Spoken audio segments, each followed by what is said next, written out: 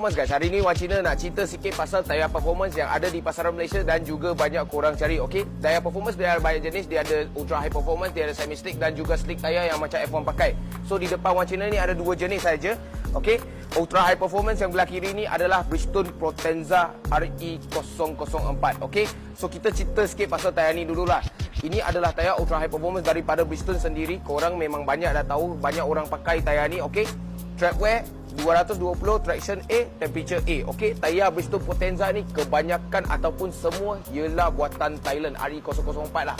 Yang buatan Jepun korang carilah dekat Jepun tu. Okey, Jepun memang susah lah nak dapat dekat Malaysia sebab memang mahal sikit. Mahal sangat lah, bukan sikit lah. Okey, so tak payah banyak cerita. Hujan panas memang semua cun. Bunga dia korang pun suka. Sidewall dia ada Potenza tulisan dia, memang semua sangat cun lah. Kalau nak pasang kat kereta, nak ada meaty fitment tu, memang boleh ambil tayar ni lah. Performance pun cun. Okey, so tayar yang di kanan Wan Cina ni hari ni kita nak cerita lebih banyak sikit. Kenapa? Sebab dia adalah tayar semi slick. Banyak orang keliru dengan semi slick dan juga ultra high performance. Ultra high performance di atas hujan, panas semua dia okey.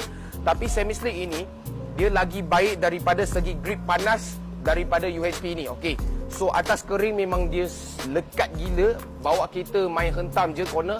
Okey, tetapi atas air memang dia akan kurang sikit sebab bunga dia memang dah lagi kurang daripada yang ultra high performance. Permukaan dia memang lagi licin lah atas hujan kalau nak banding dengan UHP ni. So semi slick biasa orang pakai untuk track kering ataupun biasa naik genting, memang dia orang hantam corner kering-kering ni masalah. Okey, so kita boleh nampak tayar ni adalah tayar Indonesia. Okey, GT Radial ni adalah top 1 dekat Indonesia dan juga temperature dia A, traction dia A dan juga track wear dia adalah 200. Okey, kalau orang yang nak suka fitment petak-petak ke macam mana, bolehlah cari tayar semi slick. Dan juga grip gila untuk tayar ni. So orang yang masuk track ke macam mana, kaki nak tekan-tekan semua kan, kalau semata-mata nak grip saja, tak kisahlah comfort dia macam mana, korang bolehlah ambil tayar semi slick. Okey, inilah dua tayar yang ada di pasaran ataupun banyak lagi jenama. Cuma kita hari ni tunjuk dua ini, ada UHP dan juga semi slick. So selepas ni korang tahu ke mana satu yang korang nak? Satu atas hujan memang bagus, satu atas hujan memang tak bagus.